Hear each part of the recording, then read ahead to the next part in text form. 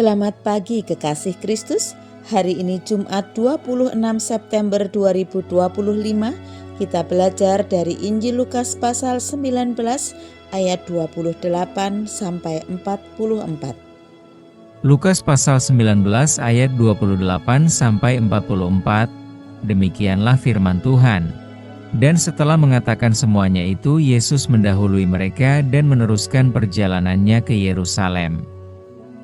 Ketika ia telah dekat Betfage dan Betania, yang terletak di gunung yang bernama Bukit Zaitun, Yesus menyuruh dua orang muridnya dengan pesan, "Pergilah ke kampung yang di depanmu itu. Pada waktu kamu masuk di situ, kamu akan mendapati seekor keledai muda tertambat yang belum pernah ditunggangi orang. Lepaskanlah keledai itu dan bawalah kemari. Dan jika ada orang bertanya kepadamu, 'Mengapa kamu melepaskannya?' Jawablah begini, 'Tuhan memerlukannya.' Lalu pergilah mereka yang disuruh itu, dan mereka mendapati segala sesuatu seperti yang telah dikatakan Yesus. Ketika mereka melepaskan keledai itu, berkatalah orang yang empunya keledai itu, 'Mengapa kamu melepaskan keledai itu?'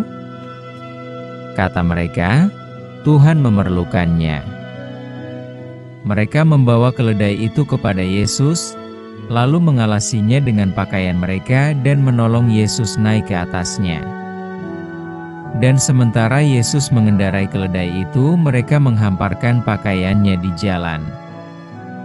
Ketika ia dekat Yerusalem, di tempat jalan menurun dari Bukit Zaitun, mulailah semua murid yang mengiringi dia bergembira dan memuji Allah dengan suara nyaring oleh karena segala mujizat yang telah mereka lihat. Kata mereka, "Diberkatilah dia yang datang sebagai Raja dalam nama Tuhan, damai sejahtera di sorga dan kemuliaan di tempat yang maha tinggi."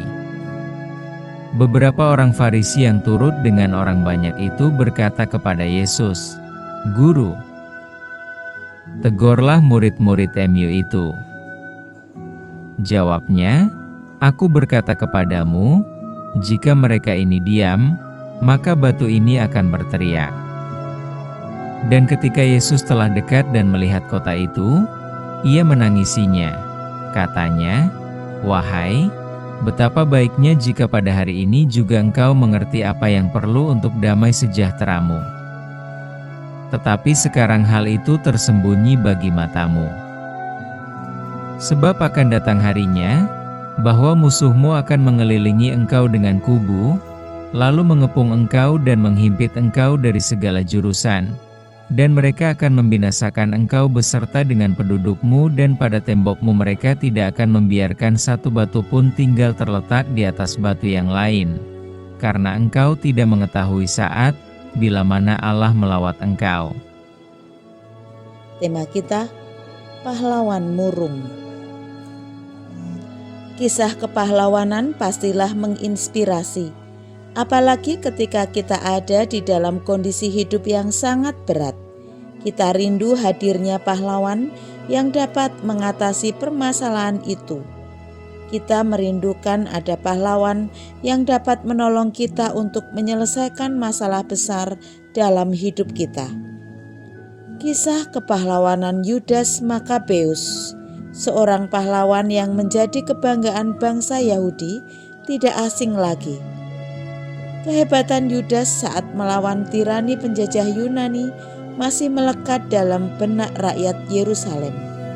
Pada saat memasuki gerbang kota, rakyat menyambut Yesus dengan daun palem dan penuh sorak-sorai.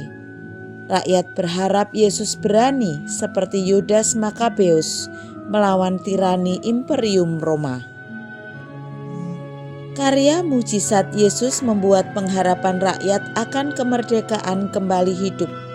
Mereka menyambut Yesus bak seorang pahlawan yang mereka harapkan akan memerdekakan mereka kembali dari tangan kekuasaan asing.